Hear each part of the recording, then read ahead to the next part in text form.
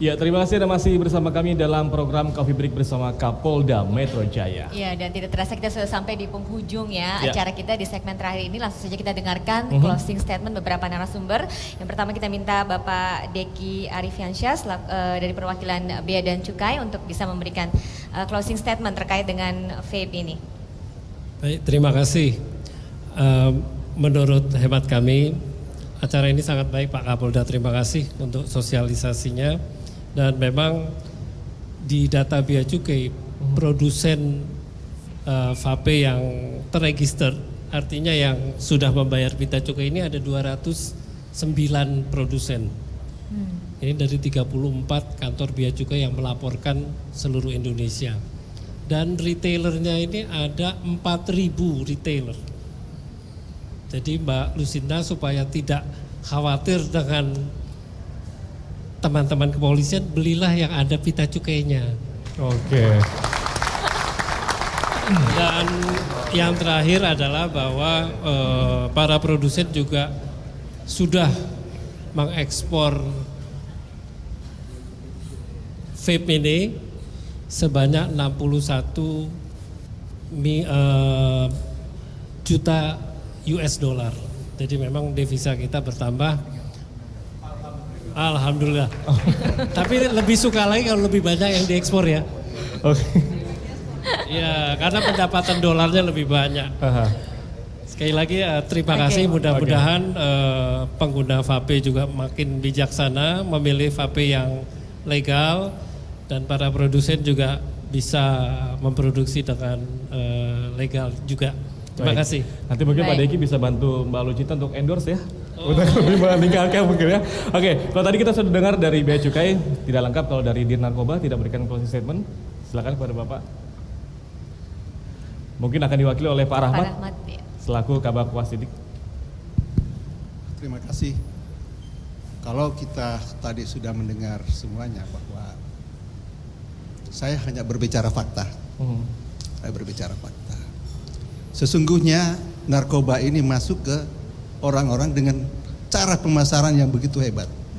Kalau yang kami tangkap kemarin adalah prosesnya adalah mencoba dulu, diberikan dulu melalui medsos itu. Setelah diberikan dia minta lagi bayar. Bayarnya bayarnya murah. Tapi setelah minta lagi bayarnya sudah tinggi. Sudah tinggi. Ada tahapannya. Ada tahapannya. Jadi jangan kita menganggap bahwa itu mudah. Makanya kalau kita lihat judul ini ada pintu masuk. Ya. Ini kekhawatiran kita mempersiapkan bangsa ini dari remaja, dari generasi muda. Generasi kita ini kan yang terlibat kemarin itu umurnya di antara 19 sampai 28. Sangat-sangat produktif. Ini sekitar 17 orang. Bayangkan, mulai dari bagaimana memasarkannya, bagaimana membuat liquidnya, bagaimana. Ini perlu diwaspadai, Saya berpesan bahwa sesungguhnya penggunaan medsos ini terhadap penawaran-penawaran liquid yang ada di sana ini hati-hati. Ya. Sebab kemungkinan digratiskan. Apa saja. Mulai dulu saya mengenal yang dikatakan heroin, kokain, sekarang sabu, MDM, itu dikasih dulu. Ketika ketagihan, ya baru dia melakukan sesuatu. Baik. Demikian yang perlu saya sampaikan. Terima kasih banyak, Revelina. Mungkin closing statement. Terima kasih. Tentu kami dari Perhimpunan Onkologi Indonesia tetap menginginkan bangsa yang sehat ya. Jadi polusi di paru dikurangin, jadi paru bebas polusi. Dan kita sangat mendukung statement dari Kementerian Kesehatan dengan cerdik ya, cek kesehatan secara rutin. Dan yang kedua yang huruf E adalah enyahkan asap rokok. Ya, jadi itu tetap akan kami terus dukung. Karena kita tahu tadi fungsi paru adalah untuk mendukung kehidupan ya. Jadi kalau putus cinta kita masih bisa hidup, tapi kalau putus nafas kita nggak bisa lagi hidup. Ya, jadi yang kami harapkan tentu kita menginginkan itu tadi adanya regulasi dan kami juga sudah membuat beberapa penelitian untuk vape ataupun rokok dan yang kami rilis dalam bentuk ilmiah. Tentu kami akan merubah menjadi untuk referensi yang bersifat umum. Itu mungkin yang menjadi tugas kami selanjutnya adalah membuat penelitian dan menulisnya yang bersifat umum sehingga mudah dimengerti masyarakat. Jadi kami mendukung cerdik yang huruf E tadi adalah nyahkan asap rokok untuk paru bebas polusi. Terima kasih. Terima kasih banyak Ibu Dokter. Ya, dan Pak Kapolda, Pak Gatot, silakan mungkin memberikan closing statementnya. Jadi begini, kalau kita melihat perkembangan dari pengguna vape ini kan dalam 3 tahun terakhir ini cukup meningkat. Ya. Nah, sebenarnya peluang ini digunakan oleh kelompok-kelompok tertentu, ya mungkin bandar-bandar narkoba. Ini peluang nih, wah saya bisa masukkan narkoba nih. Nah, maka dia masukkan melalui liquid. Nah, permasalahannya tadi kan disampaikan ada pemasaran bahwa rokok elektrik itu bisa menggantikan bagi mereka-mereka yang melakukan rokok yang konvensional seperti itu. Nah, mereka bersembunyi di balik ini.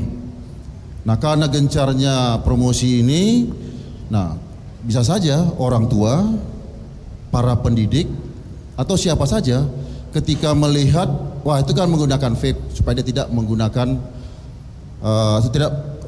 rokok yang konvensional seperti itu. Padahal dia menggunakan narkoba. Nah, inilah yang perlu kita antisipasi untuk hal-hal seperti ini. Kalau vape-nya nggak berbahaya nih, tapi zat yang dimasukkan ini yang berbahaya, kan seperti itu.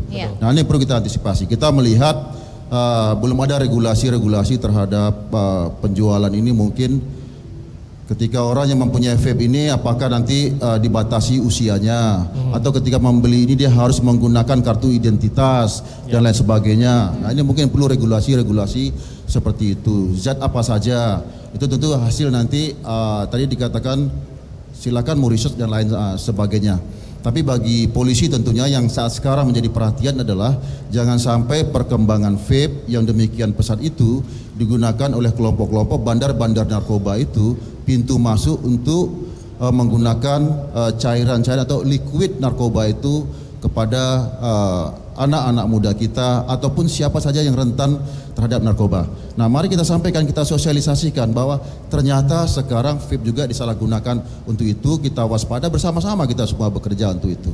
Ya, supaya kita bisa terhindarlah para remaja kita, anak-anak muda kita atau siapapun dari penggunaan narkoba yang melalui penggunaan vape ini. Saya kira bekerja bersama-sama itu adalah yang terbaik. Kita sosialisasikan dampaknya terhadap kesehatan kalau menggunakan narkoba, dampaknya nanti terhadap hukum terhadap yang bersangkutan.